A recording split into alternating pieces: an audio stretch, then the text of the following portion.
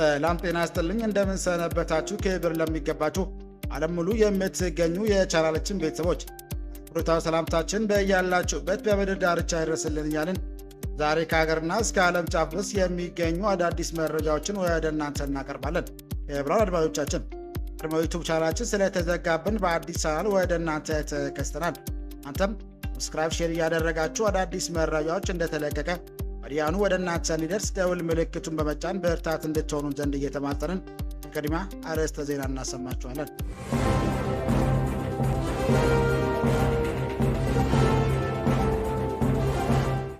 በትግራይ ግጭት መቀጠሉን ተከትሎ በክልሉ የሚገኙ ተቋማት ግጭቶች እንዲቆሙና እርቅ እንዲወርድ በድጋሚ ጥሪ ያቀረቡ።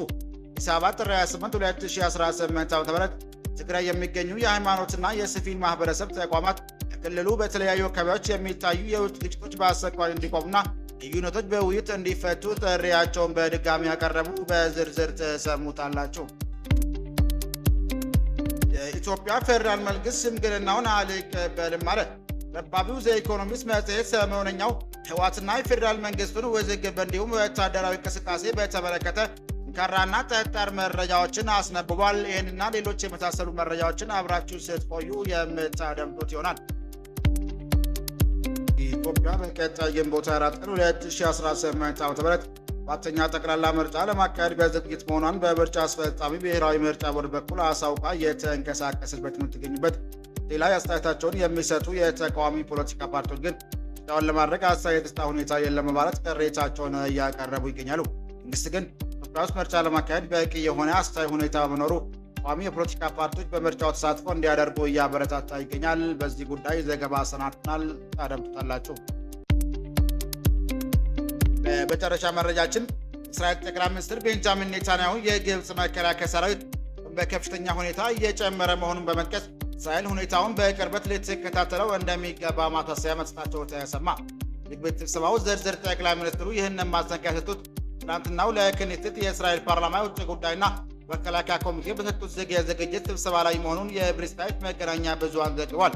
ዘገባችሁ ከሆነ ኔታንያሁ የግብፅ ጦር እየጠነከረ ነው፣ እኛም በንቀት ልንከታተለው ይገባል ብሏል። በዝርዝር ታደምጡታላችሁ።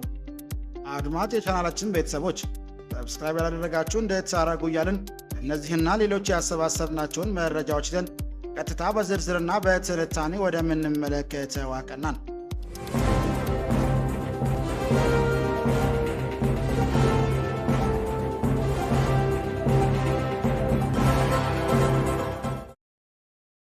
በትግራይ ግጭት መቀጠሉን ተከትሎ ክልሉ የሚገኙ ተቋማት ግጭቶች እንዲቆሙና እርቅ እንዲደረግ በድጋሚ ጥሪ ያቀረቡ።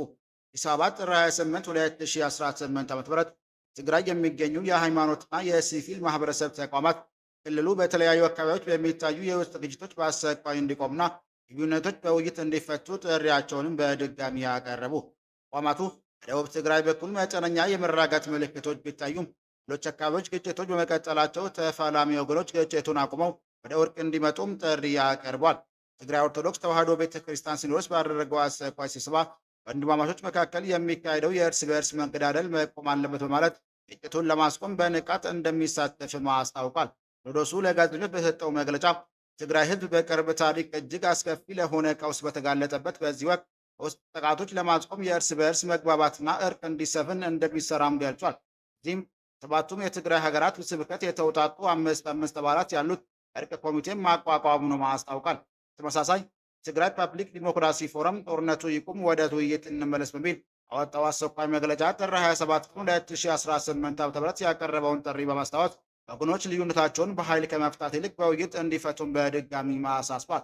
ፎረሙ መጠነኛ የመሻሻል ምልክቶች ቢታዩም አሁንም ትግራይ የተለያዩ አካባቢዎች በተለይም በደቡብ በኩል አንድ ማዕፀን በወጡ ወንድማማቾች መካከል የግጭት ሪፖርቶች እየደረሱ መሆኑን ገልጾ ድርጊቱ አላስፈላጊ እጅግ አውዳሚ መሆኑንም አስጠንቅቋል። አክሎም አስቸኳይ የተኩስ አቁም እንዲደረግና ወገኖች ለድርድር እንዲዘጋጁ የጠየቀ ሲሆንም ሃይማኖት አባቶች፣ የሀገር ሽማግሌዎችና የሲቪል ማህበራት ተፋላሚዎች ወደ ድርድር ጠረጴዛ ለማምጣት ጥረታቸውን እንዲያጠናክሩም ጥሪ ያቀርባል። በተጨማሪም የቆሰሉ ወገኖች አስቸኳይ የሕክምና እርዳታ እንዲቀርብ፣ ሰብአዊ ድጋፎች ያለ አግባብ እንዲንቀሳቀሱና ሚዲያዎች ግጭቱን ከሚያባብሱ ዘገባዎች እንዲቆጠቡ አሳስቧል። የቅርብ ጊዜ መረጃዎች እንደሚያመለክቱት ከጥር 25 ቀን 2018 ዓ.ም ጀምሮ ዋጀራት አካባቢን ጨምሮ በደቡብ ትግራይ አንዳንድ ክፍሎች የነበረው ውጥረት ጋብ ብሏል። ሆኖም ግን በአፋርና ትግራይ አዋሳኝ አካባቢዎች የሚገኙት ያለው ጨርጨርና ቢሶበር ውስጥ ከባድ መሳሪያዎችን ጨምሮ ያሳተፈ ግጭቶች መቀጠላቸውም ተናግሯል። ትግራይ ጊዜያዊ አስተዳደር ፕሬዚዳንት ሌተር ጀነራል ታደሰ ወረደ ትግራይ ታጣቂ ኃይሎች ቀደም ብለው ተቆጣጥረዋቸው ከነበሩት ምዕራብ ትግራይ አካባቢዎች መውጣታቸውን በቅርቡ መግለጻቸውም ይታወሳል።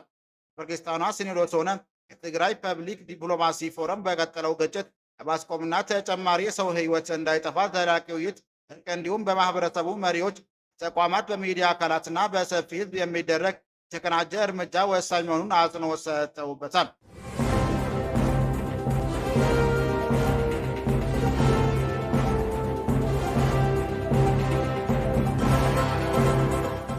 የኢትዮጵያ ፌዴራል መንግስት ሽምግልናውን አልቀበልም አለ። ረባቢ ዘኢኮኖሚስት መጽሔት ሰሞነኛው የህወሓትና ፌዴራል መንግስትን ውዝግብ እንዲሁም ወታደራዊ እንቅስቃሴ በተመለከተ ጠንካራና ጠጣር መረጃዎችን አስነብቧል።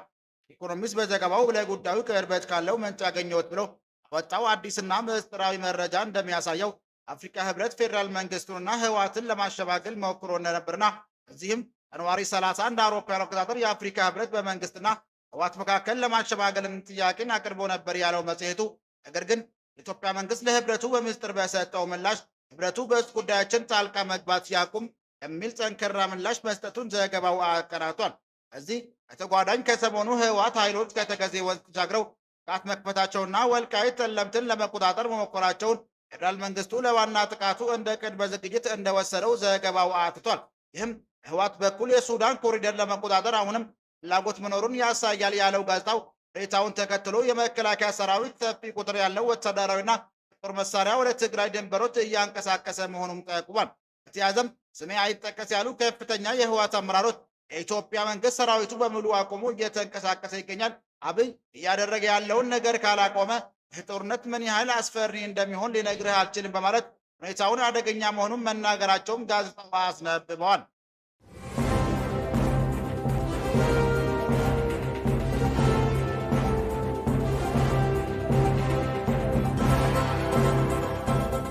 ኢትዮጵያ በቀጣይ ግንቦት 24 ቀን 2018 ዓ.ም አራተኛው ጠቅላላ ምርጫ ለማካሄድ በዝግጅት መሆኗን በምርጫ አስፈጻሚ ብሔራዊ ምርጫ ቦርድ በኩል ታውቃ እየተንቀሳቀሰች ትገኛለች። ላይ አስተያየታቸውን የሚሰጡ የተቃዋሚ ፖለቲካ ፓርቲዎች ግን ምርጫውን ለማድረግ አስተያየት ሁኔታ የለም በማለት ቅሬታቸውን እያቀረቡ ነው። መንግስት ግን ኢትዮጵያ ውስጥ ምርጫ ለማካሄድ በቂ የሆነ አስተያየት ሁኔታ መኖሩ ተቃዋሚ የፖለቲካ ፓርቲዎች በምርጫው ተሳትፎ እንዲያደርጉም እያበረታታ ይገኛል። ኦሮሚያ ክልል በስፋት ተደማጭነት እንዳለው የሚነገርለት ኦሮሞ ፌዴራል ኮንግረስ ኦፌኮ ዘንድሮ በሚደረገው 7ኛ የኢትዮጵያ ብሔራዊ ምርጫ የሚሳተፈው አስገዳጅ ሁኔታ ኖሮ እንጂ አስቻይ ፖለቲካ እንቅስቃሴ በመኖር አይደለም ይላል። ያም ሆኖ ምርጫው ላይ ለመሳተፍ ያቀደው ሰላማዊ እንቅስቃሴ ያስተዋልንባት በኋላ አዲስ አበባ ብቻ መሆኑን ያሳወቀው የፖለቲካ ድርጅቱ ሌሎች የኦሮሚያ ክልል አካባቢዎች ላይ ግን ለምርጫና ፖለቲካዊ እንቅስቃሴ አስቻይ ሁኔታ የለም ብሏል። አስተያየታቸውን ለዶይቼ ቬለ የሰጡት የፖለቲካው ተቀዳሚ ምክትል ሊቀመንበር አቶ ሙላቱ ገመቹ ይህንኑ በጋራ ምክር ቤት ከ10 የፖለቲካ ፓርቲዎች ጋር መወሰናቸውንም ገልጿል። ሰው ከቦታ ቦታ መንቀሳቀስ እንዲችል ለአምስት ጦርነት ይቁም ብለን ለምርጫው አስቸኳይ ሁኔታ እንዲፈጠር ህዳር 13 ቀን 2018 ዓ.ም ባደረግነው ስብሰባ መንግስትና ገዢው ፓርቲ ጥያቄ አቅርበናል በማለት የዞኑ የሚገኙ የፓርቲው ማዕከላዊ ኮሚቴ አባላትም ጋር ተወያይቶ ምርጫው የሚሆን አስቻይ ሁኔታ በመታመኑ ሁለት ተከታታይ ዙር ምርጫ በተከታታይ አለመሳተፍ ፓርቲነት ያሰርዛል የሚለውን ህግ ለማክበር ብቻ ምርጫውን አስቻይ የሚሆንበት በአዲስ አበባ ዙሪያ ብቻ ምርጫው ላይ ለመሳተፍ እጩዎች ማስመዝገባቸውንም ጠቁሟል። ጠቅላይ ሚኒስትር አብይ አህመድ በትናንትናው በህዝብ ተወካዮች ምክር ቤት ስለ ዘንድሮ ምርጫ ናዝጣው ተግዳሮት ተጠይቀው ይህንን ምላሽ ሰጥተዋል። 88000 ዳታ የሚሰበስብ በ19650 ቀበሌዎች ተሰማርተው የምርጫው አስቻይ ሁኔታ ላይ ጥናት ተደርጓል በማለት ምርጫው ሊደረግ የሚችል መሆኑን አጽንኦት ሰጥቷል። ምርጫው ይደረጋል፣ ሰላማዊ ይሆናል ያሉት ጠቅላይ ሚኒስትሩ ባለፉት 6 ወራት ኢትዮጵያ ውስጥ ሚሊዮኖች በተሳተፉበት የተለያዩ የአደባባይ ሃይማኖትና ህዝባዊ በዓላት ተደርገው በሰላም መጠናቀቃቸውን በመጥቀስ የአንድ ሰዓት ምርጫ እንዴት ሰላም ይጠፋል ሲሉ ለምርጫው አስተያየት ይዞታ መላው ሀገሪቱ የሉም በሚል ወቀሳ የሚሰነዘሩበት ላይ ጥያቄ አንስቷል። ኦሮሞ ፌዴራል ኮንግረስ ባለስልጣኑ አቶ ሙላቱ ገመቹ ግን በዚህ የሚስማማ አይመስልም። የተለያዩ ሚዲያ እንደሚሰማው ዜጎች መጥቶ ሲገቡ ችግር እንዳለ ጸጥታው ፈተና ላይ መሆኑን ነው የሚሉት። አቶ ሙላቱ ከቦታ ቦታ በእግር መንቀሳቀስ ቀላል አይደለም ብሏል። አዲስ አበባ ውጪም ባሉ ሰላማዊ አካባቢዎች ላይ ፓርቲያቸው ለምን በምርጫው መሳተፍ አለመረጥም በሚልም ለቀረበበት ጥያቄ ምርጫው ዜጎች በነፃነት ተንቀሳቅሰው እጣ ፈንታቸው ላይ የሚወስነው አካል ለመምረጥ እድል ከሌለ አለመሳተፍ ይሻላል የሚል አንድምታ ያለው ሀሳባቸውንም ሰንዝሯል። 5 ዓመታት በፊት ሰኔ 2013 ዓ.ም የተካሄደው የስድስተኛው ብሔራዊ ምርጫ ከአጋሩ የኦሮሞ ነፃነት ግንባር ኦነግ ጋር ራሱን አቅቦ የነበረው ኦፌኮ በወቅቱ ያቀረቡት ምክንያት በርካታ የፖለቲካ አመራሮችና አባላት በእስር ላይ መሆናቸውን ብሎም አሳይ የፖለቲካ እንቅስቃሴ አለመኖሩና አዲስ አበባ ውጭ የሚገኙ ጽሕፈት ቤታቸው ሁሉ እንደተዘጋ መግለጹ አይዘነጋም።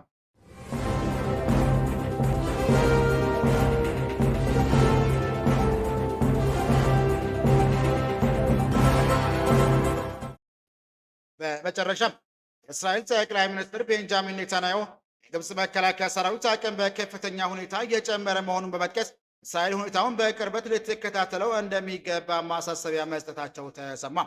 ዝግ ቤት ስብሰባ ውስጥ ዝርዝር ጠቅላይ ሚኒስትር ይህንን ማስጠንቀቂያ የሰጡት በትናንትናው ለክኔሴቲ የእስራኤል ፓርላማ የውጭ ጉዳይና መከላከያ ኮሚቴ በሰጡት ዝግ የዝግጅት ስብሰባ ላይ መሆኑን ዕብራይስጥ መገናኛ ብዙሃን ዘግቧል።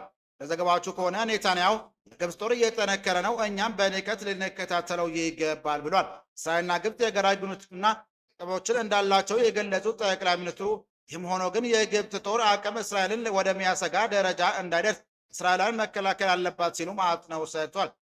ክሶችና የሲናይ ውጥረት እስራኤል ግብፅ እንደ አውሮፓውያን አቆጣጠሮቹ በ1979 ሰላም ስምምነት በመጣስ በድንበር አቅራቢያ ኃይል እያከማቸች ነው ስትልም በተደጋጋሚ ስትከስ ቆይታለች።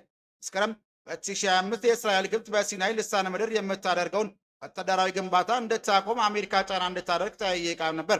ኔታንያሁ ለአሜሪካ የውጭ ጉዳይ ሚኒስትር ማርኮ ሩቢዮ በሰጡት መረጃ ካይሮ የጦር አውሮፕላኖች ማረፊያ የሚሆኑ መንገዶችና ሚሳኤል ማከማቻ የሚመስሉ ከመሬት በታች ያሉ ስፍራዎችን እየገነባች መሆኑን ገልጸው ነበር።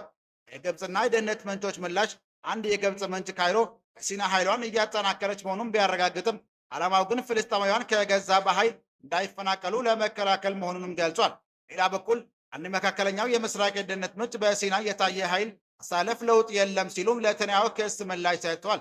እንደ ምንጩ ገለጻ ኔታንያሁ ከካይሮ ጋር አለመግባባት ለመፍጠር ሲሉ እንዲህ ያሉ መረጃዎችን በየጊዜው ያሰራጫል ብሏል። ይህ ክስተት በሁለቱ ሀገራት መካከል ያለውን ቀዝቃዛ ሰላም ወደ አዲስ ውጥረት ሊያሻገር ይችላልም ተብሏል። ክቡራን አድማጮቻችን ለዛሬ ያዘጋጀንላችሁ መረጃዎች ይህን ይመስል ነበር።